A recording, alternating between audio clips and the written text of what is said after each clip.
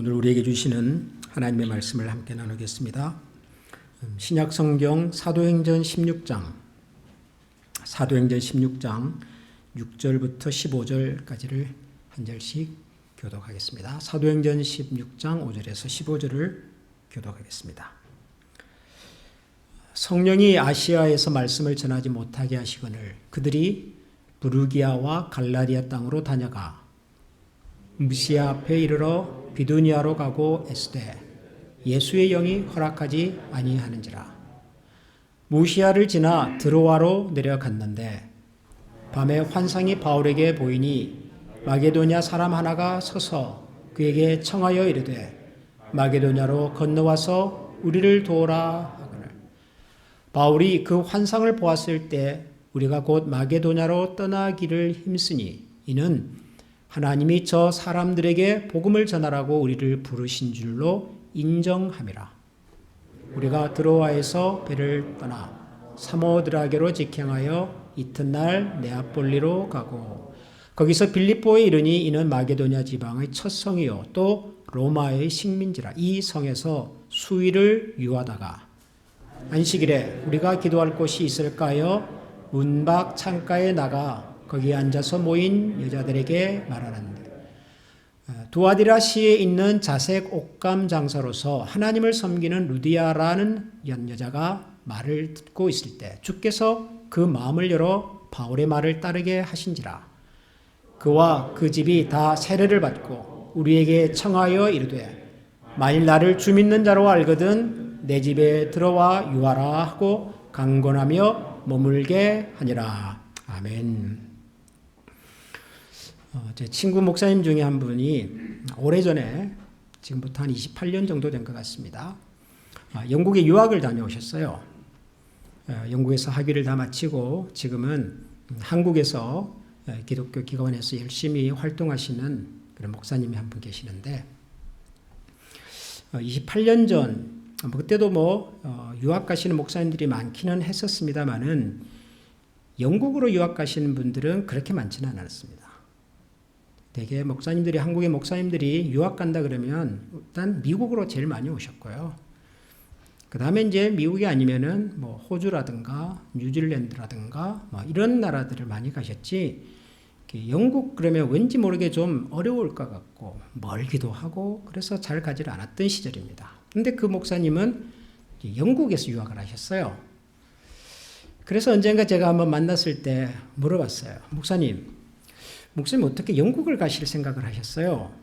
다른 목사님들은 되게 미국 가시고 호주도 가시고 그러시는데 어떻게 유학을 영국으로 가실 생각을 하셨어요? 그랬더니 그 목사님이 대답을 이렇게 하셨어요. 사실은 우리도 미국을 가려고 준비를 했는데 미국 비자가 나오질 않아서 이거 어디로 가야 되지 고민을 하다가 자기 아내랑 이렇게 얘기를 했다는 거죠. 일단 우리가 인천공항을 가서 어디라도 가는 비행기가 있으면 그 비행기를 타고 가자. 그랬다는 거예요. 그래서 두 분이 가방을 싸가지고 인천공항에 딱 와봤더니 하필이면 영국 가는 비행기 티켓이 남아 있었다는 거죠. 그래서 그 비행기를 타고 영국을 가게 됐고 영국에서 유학을 하게 되었다. 그 목사님이 그런 설명을 하셨어요. 그러면서 덧붙이기를 하나님께서 우리를 영국으로 인도하셨습니다. 이런 얘기를 들으면 저같이 속이 좁은 사람은 이런 생각을 합니다. 아니 그게 하나님의 인도하심이면 내가 아는 유명한 분은 전혀 다른 선택도 하시던데요? 하는 생각이 들어요. 그분이 누구냐 그러면은 요나 선지자입니다. 여러분 구약 성경의 요나 선지자 이야기를 보면은 이 요나 선지자가 하나님께서 뭐를 좀 말씀하시는데 그거가 싫었어요. 하나님의 말씀을 듣기가 싫어가지고 욥바라는 항구 도시로 내려갑니다. 그리고는 욥바라는 항구에 내려갔더니 성경에 보면 그렇게 기록이 되어 있죠. 마침 다시스로 가는 배가 있어서 그래서 그 배를 타고 다시스로 갔다는 거예요. 그렇죠 여러분? 잘 아시는 요나 선지자 이야기. 그러면 마침 욥바에서 자기를 기다리고 있던 다시스 배를 탄 요나는 하나님의 뜻을 따라 간 겁니까? 여러분, 이 두 이야기 속에 있는 공통점과 혹은 차이점은 뭔 것 같으세요? 뭐가 비슷하죠? 영국으로 유학 가신 목사님하고 다시스로 배 타고 가셨던 요나 선지자하고 뭐가 지금 비슷하죠? 일단 별 계획 없이 가신 거예요. 한 분은 인천공항으로 가셨고 한 분은 욥바로 갔습니다. 두 번째 공통점은 갔더니 마침 내가 갈 수 있는 비행기가, 배가 있었다는 거예요. 그래서 그 목사님은 비행기를 타셨고 요나 선지자는 배를 탔어요. 뭐 비슷한 얘기잖아요. 그렇죠? 다른 건 뭐죠? 한 분은 그것이 하나님의 뜻이라고 설명을 하셨고요. 그리고 다른 한 유명한 선지자는 그 하나님을 피해 도망가는 선택이었습니다. 그렇죠? 여러분, 뭐가 맞는 것 같습니까? 누구의 설명이 맞는 것 같으세요? 잘 몰라요. 알 수가 없습니다. 어떤 분은 마침 영국 가는 비행기가 있어서 그 비행기 타고 영국 가서 유학한 것이 하나님의 뜻이었다고 말씀을 하시고, 어떤 유명한 선지자는 마침 다시스로 가는 배가 있어서 그 배를 타고 갔는데 그것은 하나님의 뜻을 거스리는 결정이었습니다. 비슷한 건데 어떤 것은 하나님의 뜻이기도 하고 어떤 것은 하나님의 뜻을 거스리는 선택이기도 하고, 참 어렵죠, 여러분. 어렵습니다. 그런데 사실 우리가 이렇게 살다 보면 이런 비슷한 일들을 경험할 때가 꽤 많습니다. 내가 생각하지 않았던 어떤 일이 내 앞에 펼쳐졌어요. 이게 뭐지? 이게 무슨 뜻이지? 적어도 우리가 하나님을 믿는 사람이기 때문에 우리는 우리의 인생에 우연히 어쩌다가 저절로는 없다고 믿는 사람들이잖아요. 하나님께서 뭔가 우리에게 말씀하시려고, 보여주시려고, 가르쳐 주시려고, 내가 지금 고민하고 있는, 내가 가지고 있는 이 생각에 대한 뭔가 클루를 주시려고 하나님께서 지금 보여주신 것이 아닌가, 이런 생각을 자연스럽게 우리가 하잖아요. 그런데 과연 그 일이 내가 고민하고 내가 생각하는 그 일에 대한 하나님의 해답이었을까요? 하나님의 결정이었을까요? 하나님의 뜻이었을까요? 우리는 대부분 하나님의 뜻이라고 말하지만 사실은 그것이 내 생각일 때가 많지 않습니까? 그걸 누가 압니까? 그날 영국 가는 비행기가 기다리고 있어서 영국을 갔다? 만약에 뉴질랜드로 가는 비행기가 기다리고 있었으면 어떡할 거예요? 그러면 뉴질랜드로 가는 것이 하나님의 뜻이었다고 말하겠죠. 그럼 여러분, 하나님의 뜻은 영국에 있었습니까? 뉴질랜드에 있었습니까? 알 수가 없어요. 그러나 우리는 그것을 하나님의 뜻이라고 해석하고 그렇게 받아들여요. 이런 일들이 굉장히 많잖아요, 여러분. 그래서 어려워요. 아이, 목사님, 그 어쩌다가 그런 거지. 그건 무슨 꼭 하나님의 뜻이다, 인도하십니다. 그런 얘기를 붙일 필요가 있을까요? 그럴 수도 있겠죠. 그런데 여러분, 성경을 읽어보면, 신약 성경 히브리서라는 성경을 읽어보면 제일 처음에 이런 말씀이 나와요. 하나님께서 옛날에는 선지자들을 통해서 여러 부분과 여러 모양으로 우리 조상들에게 말씀하셨다. 이런 말씀이 나와요. 그리고 이제 마지막 날에는 그분의 아들 예수 그리스도를 통해서 우리에게 말씀하신다. 그러면서 히브리서라고 한 성경이 시작이 되는데 핵심은 그거죠. 하나님은 오늘날 예수 그리스도를 통해서 우리에게 말씀하신다. 이것이 핵심이죠. 그런데 그 이전에는 하나님께서 우리의 조상들에게, 우리의 선배들에게는 여러 부분과 여러 모양으로 말씀을 하셨다 그래요. 여러분, 여러 부분과 여러 모양이 뭐예요? 말 그대로 하나님은 여러 다양한 방법으로 우리에게 말씀해 오셨다라는 말이잖아요. 때로 하나님께서는 우리가 살아가는 이 자연의 질서의 변화를 통해서도 말씀을 하셨어요. 대표적인 분이 모세 같은 분이잖아요. 모세에게 하나님께서는 때로는 구름이나 혹은 불이나 심지어는 광야에서 불 붙는 떨기나무나 이런 것들을 통해서 말씀하시잖아요.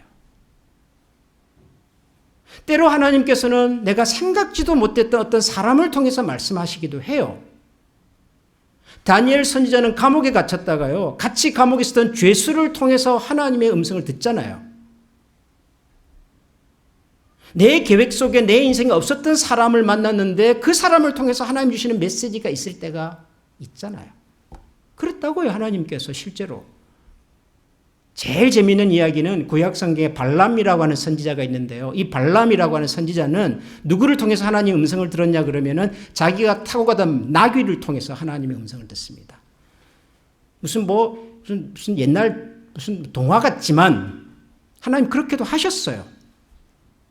그러니까 하나님은 말 그대로 여러 부분과 여러 모양으로 여러 방식으로 뭔가 우리에게 주시고자 하시는 그분의 메시지를, 시그널을 던지세요.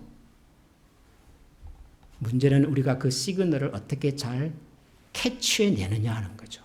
이게 정말 하나님의 뜻인지 아닌지, 이게 이 상황에서 하나님께서 주시는 메시지인지 아닌지,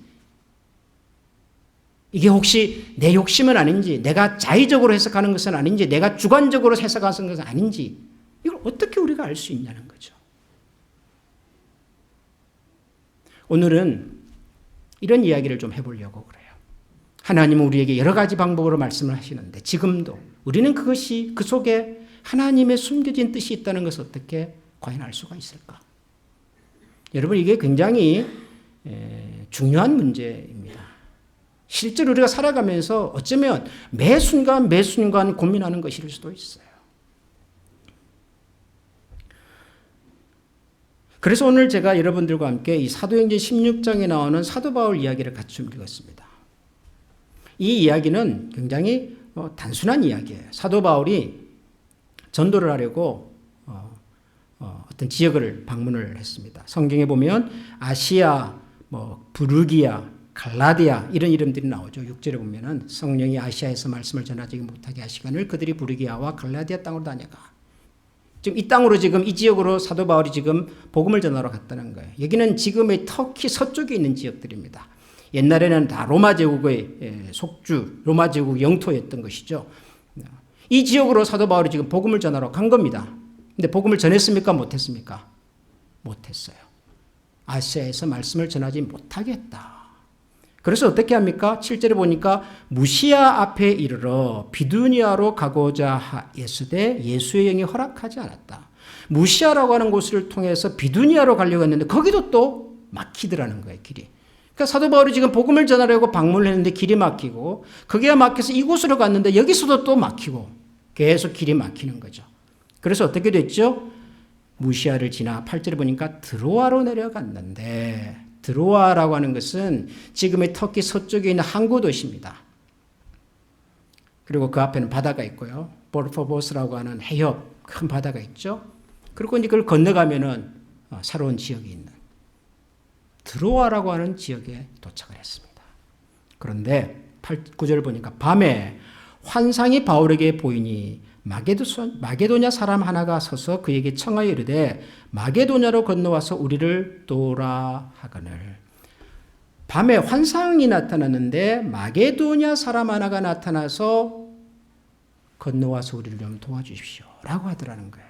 마게도냐라고 하는 것은 아까 보셨던 그 지도에서 드로아에서 바다를 건너편에 있는 거기가 마게도냐입니다.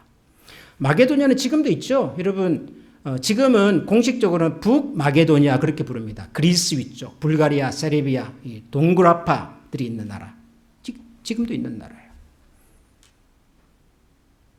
마게도냐 사람이 나타나서 바다를 건너와서 우리를 좀 도와달라 그랬다는 거예요. 그런데 그 다음 말이 참 재밌어요. 10절을 보니까 바울이 그 환상을 보았을 때 우리가 곧 마게도냐로 떠나기를 힘쓰니 이는 하나님이 저 사람에게 복음을 전하라고 우리를 부르신 줄로 인정했다. 그럽니다. 자기가 원래 가려고 했던 지역이 있어요. 어디죠? 아시아, 부르기아, 갈라디아, 비두니아, 아무튼 이런 동네예요.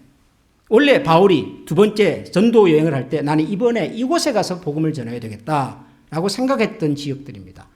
갔는데 길이 막히는 거예요, 자꾸. 안 되는 거예요, 뭐가. 그래서 할 수 없이 드로아라고 하는 항구 도시에 가서 머물고 있었는데 그때 하나님께서 뭔가를 보여주셨죠. 환상을 보여주셨어요. 그리고 마게도냐 사람이 나타나서 건너와서 우리를 좀 도와라 그랬다는 거죠. 그래서 그 환상을 보고 이것이 하나님께서 나를 마게도냐로 보는 거구나 라고 생각을 하고 바다를 건너 마게도냐 지방으로 건너갔다는 거예요. 11절부터는 그 이후의 이야기입니다. 건너가서 네아폴리라는 곳을 거쳐서 빌립보라고 하는 도시에 갔는데 그 빌립보라고 하는 도시에서 이제 안식일이 돼가지고 어디서 기도를 드릴까 예배를 좀 드릴까 막 찾다가 한 무리의 여인들을 만나게 된 거죠. 강가에서. 그리고 그분들에게 우리가 지금 안식일이 되어서 좀 기도할 곳을 찾는데 어떻게 좀 아는 곳이 있습니까? 라고 물었더니 그 중에 한 여인이 그러면 우리 집에 와서 하십시오 라고 했다는 거예요. 그분의 이름이 누구죠? 루디아. 우리 교회 너무도 잘 아시잖아요. 루디아들이 많으니까 우리 교회에. 루디아라고 하는 사람이 자기 집으로 와서 예배 드려라. 그래서 바울과 일행이 루디아의 집에 가서 같이 예배를 드리고 루디아와 그 가족들에게 복음을 전하고 그리고 복음을 들은 그 사람들이 그날 그곳에서 세례까지 받고 그래서 그 여인의 집에서 교회가 시작이 됩니다. 그 교회가 무슨 교회일까요? 그 교회가 빌립보 교회입니다. 빌립보 교회. 신약 성경 빌립보서의 배경이 되는 빌립보 교회입니다. 여러분 이 빌립보 교회는 사도 바울이 세운 많은 교회들이 있지만 사도 바울이 복음을 전해서 세워졌던 많은 교회들이 있고 그곳에 보낸 많은 편지들이 오늘날 신약 성경에서 우리에게 전해지고 있지만 이 많은 신약 성경들 중에서 그 많은 교회들 중에서 사도 바울이 개인적으로 가장 애착을 가지고 있었던 개인적으로 가장 사도 바울이 마음을 쏟았던 교회가 빌립보 교회예요. 빌립보서를 읽어보면 그래서 사도 바울이 그 빌립보 교인들을 얼마나 사랑하는지가 구구절절 나와요. 구구절절. 나의 사랑하고 사랑하는 형제 자매 여러분. 항상 우리가 기뻐하십시다. 기뻐하고 또 기뻐하십시다. 그러면서 이런 빌립보서 정말 좋은 성경이에요. 그런데 그 빌립보 교회가 원래 사도 바울의 선교 계획에서는 없었던 교회입니다. 사도 바울은 바다 건너 마게도냐 지금의 유럽에 건너가서 교회를 세워야 되겠다는 생각이 없었어요. 사도 바울의 선교 계획에는. 사도 바울의 선교 계획 속에는 지금의 터키 지역, 당시 소아시아라고 불렀던 그 지역을 방문해서 복음을 전하고 교회를 세우는 것이 사도 바울의 계획이었어요. 그래서 첫 번째 전도도 그렇게 했고요. 두 번째도 저리로 가려고 그랬고 세 번째도 저기 갑니다.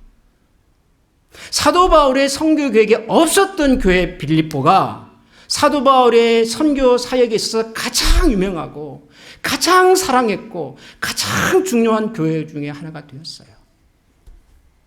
어떻게 해요? 어떻게 이 일이 일어났죠? 길이 막혀서. 사도 바울이 생각했던 그 계획이 막혀서 그래서 빌립보 교회가 탄생을 했다고요. 여러분, 사도 바울은 이 현상을 어떻게 해석을 했습니까?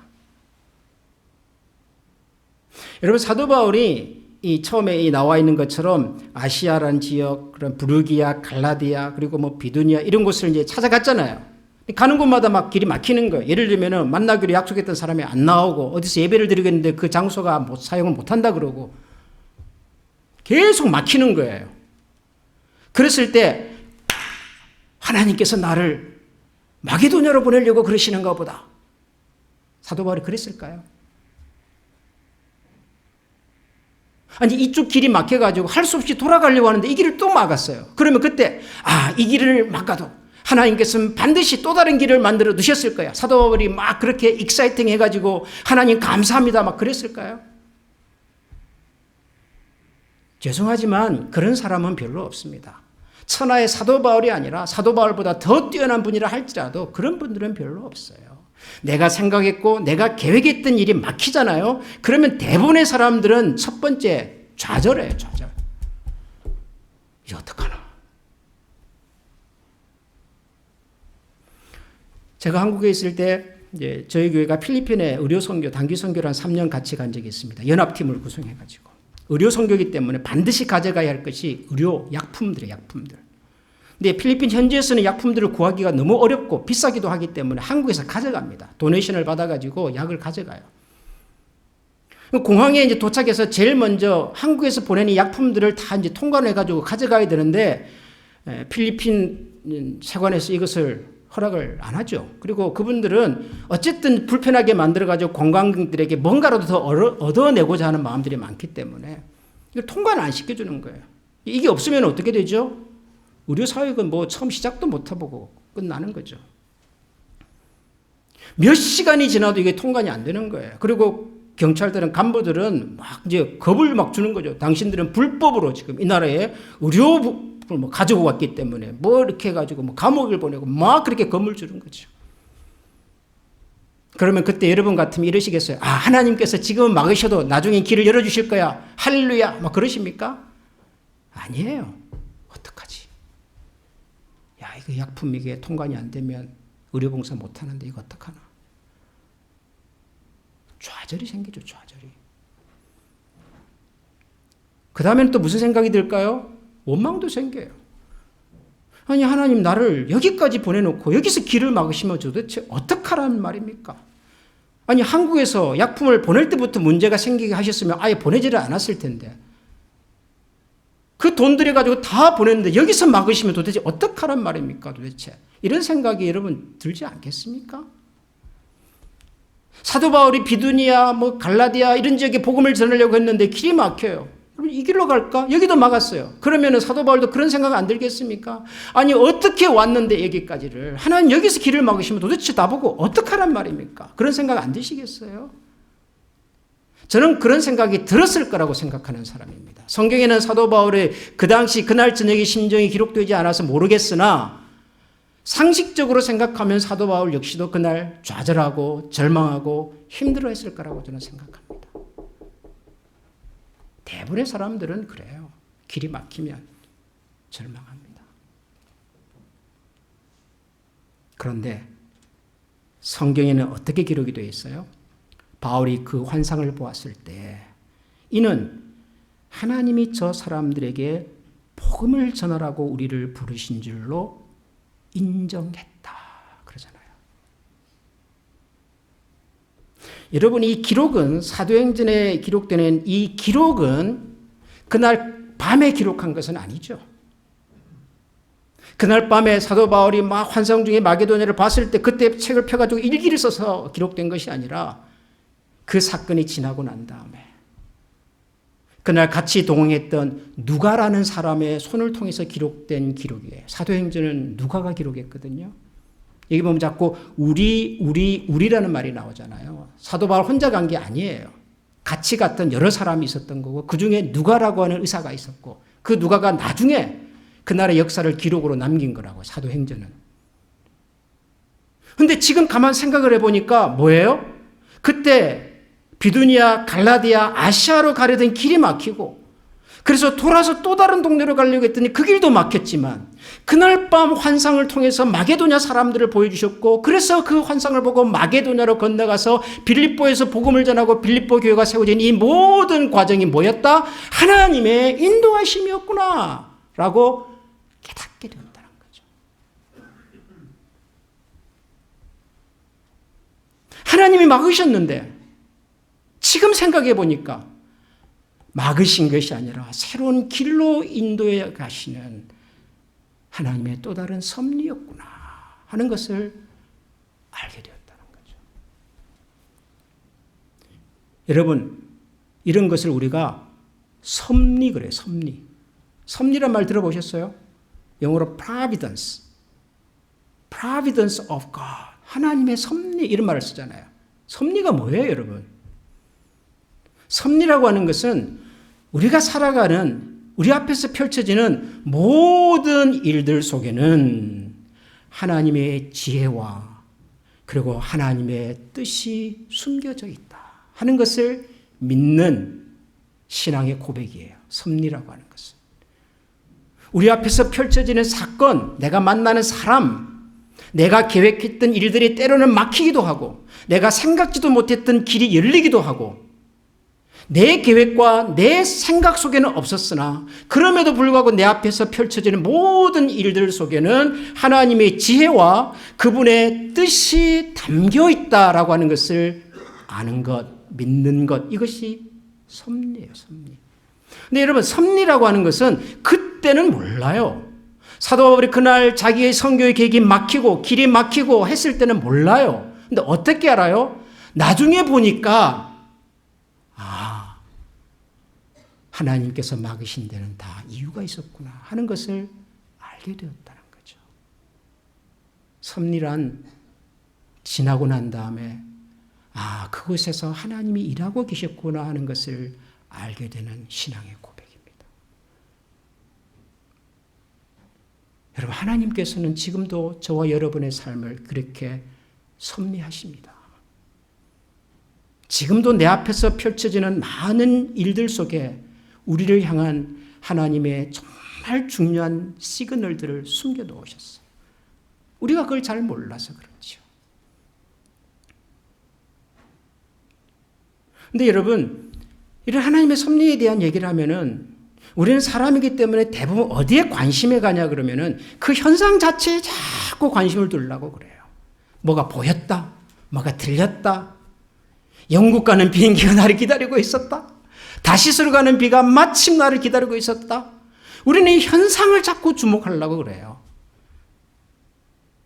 여러분, 현상보다 중요한 것이 있습니다. 그것은 하나님 앞에서 내가 어떤 마음의 중심과 동기를 가지고 있는가 하는 것이 더 중요해요.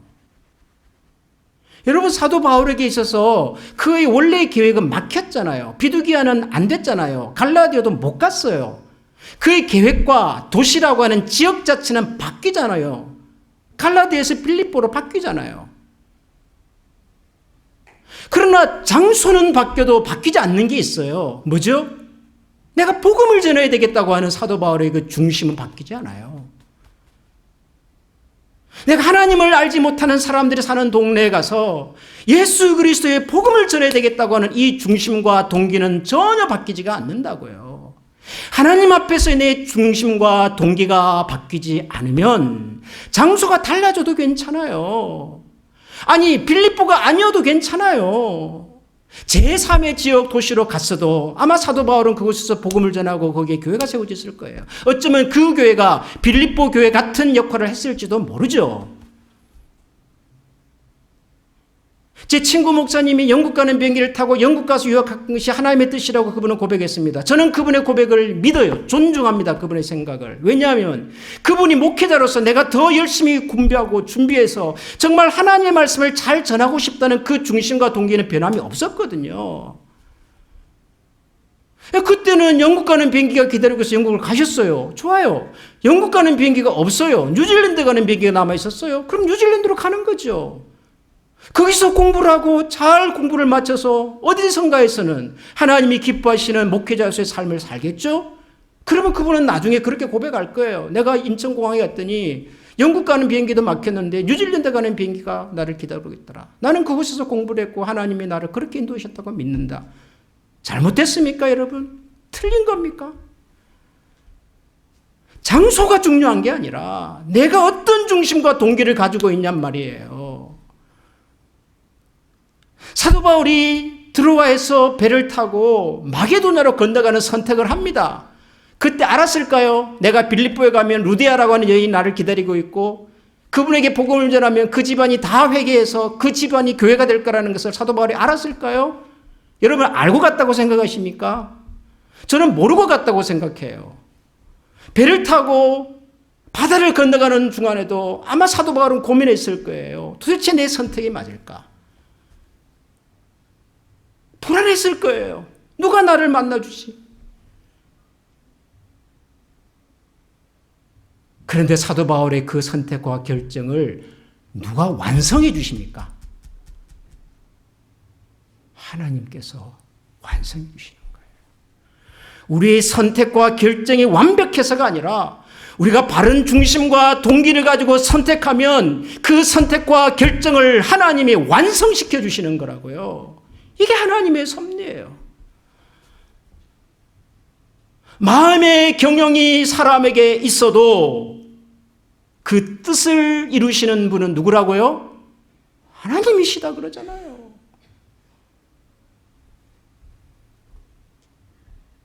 현상에 주목하지 마십시오, 여러분. 어느 쪽이 하나님의 뜻일까? 그걸 고민하지 마시고 내 마음의 동기와 중심은 정말 하나님께서 기뻐하시는 그 일인가? 정말 나는 이 선택을 통해서 하나님을 영화롭게 하고 싶은가? 어떤 일이 펼쳐질지라도 나는 끝까지 하나님을 신뢰할 수 있는가? 이게 확증이 되시면 그 다음에는 여러분 선택하십시오. 영국 가는 비행기가 있으면 영국 가시고, 다시스는 아닌 것 같죠? 생각해보면 알잖아요. 지금 내가 무슨 동기로 지금 다시스를 가려고 하는지 알잖아요. 요나가. 생각해보시고 그리고 우리의 선택과 결정을 완성하시는 분이 계심을 기억하셔서 그 하나님과 함께 여러분의 인생의 계획을 잘 만들어 가보시고 하나님이 어떻게 인도하신지를 눈으로 경험할 수 있는 우리 모두가 될 수 있기를 소원합니다. 여러분, 이 시간 우리 같이 한번 기도하십시다. 혹시 여러분의 마음속에 참 고민되는, 참 선택이 어렵고 결정이 어려운 혹은 불안한 그런 일들이 있는지 모르겠습니다. 최근에 하나님께서 나에게 보여주시는 일 속에는 어떤 하나님의 뜻이 담겨 있는지가 궁금하고 그것을 잘 알지 못해서 불안해하고 염려하는 혹시 그런 성도님들은 없는지 모르겠습니다. 그런데 중요한 것은 하나님 앞에 서 있는 우리 마음의 중심과 동기입니다. 하나님은 선하시며 하나님은 지금도 저와 여러분을 향하여 선한 길로 인도하시는 분이심을 신뢰하고 믿음으로 결정하시고 내 속에 있는 그 중심의 소망을 따라서 내 선택과 결정을 완성해 가시는 하나님을 바라보며 걸어가도록 해달라고 여러분 이 시간 다 같이 한번 기도하십시다. 기도합니다. 하나님 감사합니다. 순진해서 우리의 마음 중심에 있음을 저희들이 기억하고 하나님의 마음의 소원과 선택과 결정을 주님 앞에서 바라보게 해주시고 우리 주님의 영원하심이 하나님 우리 속에 있음을 주시옵소서.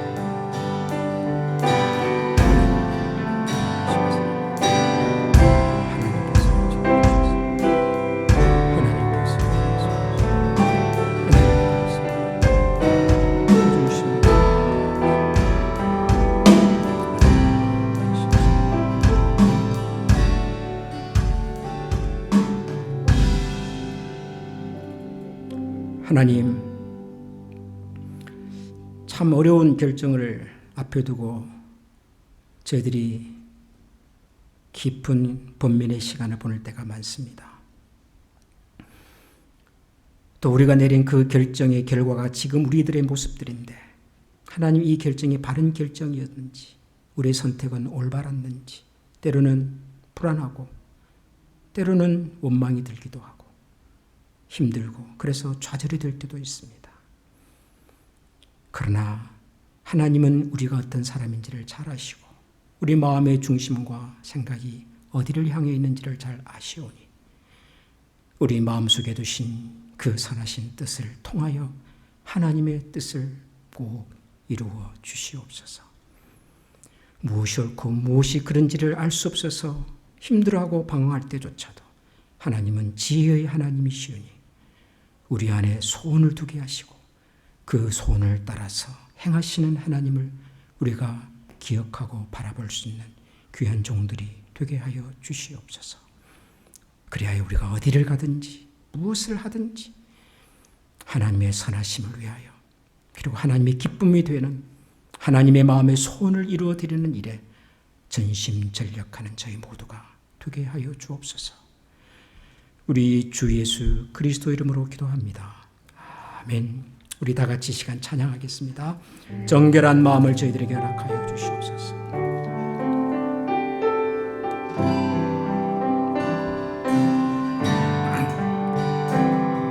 정결한 마음 주시옵소서. 오 주님, 정직한 영을 새롭게 하소서.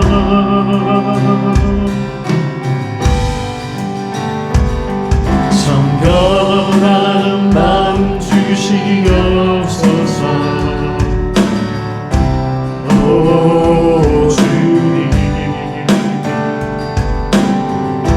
정직한 영을 새롭게 하소서.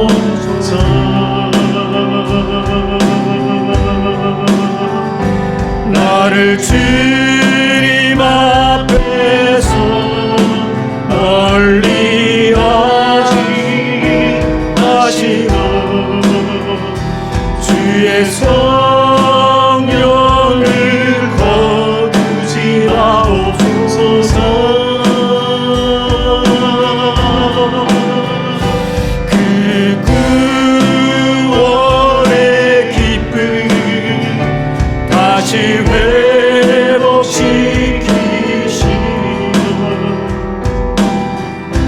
변치 않는 마음 내 안에 주소. 나를 주님 앞에서 멀리하지 마옵소서. 나를 주님 앞에서 멀리하지 마시고 주의 성령을 거두지 마옵소서. 그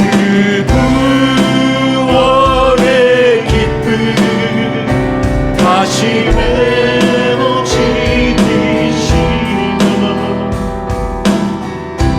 변치 않는 마음 내 안에 주소서. 변치 않는 마음을 내 안에 주소서. 변치 않는 마음 내 안에 주소서.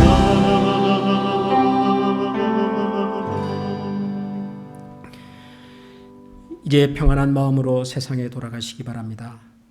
선한 일의 용기를 가지시며 악을 악으로 갚지 마시기 바랍니다. 항상 연약한 자를 도우시며 병든 자를 찾아보시며 곤란당하는 이웃을 위로하시기 바랍니다. 모든 사람을 존중하시며 주님께 봉사하고 주님을 사랑하십시오. 모든 일을 믿음과 사랑으로 행하시며 어떤 일에도 소망을 포기하지 마시기 바랍니다. 거룩하신 성령님께 순종하여 기쁨과 감사의 생활을 해나가십시다. 우리 하나님 아버지는 여러분을 항상 도우실 것입니다. 여호와는 네게 복을 주시고 너를 지키시기를 원하며 여호와는 그 얼굴을 네게 비추사 은혜 베푸시기를 원하며 여호와는 그 얼굴을 네게로 향하여 드사 평강 주시기를 원하노라.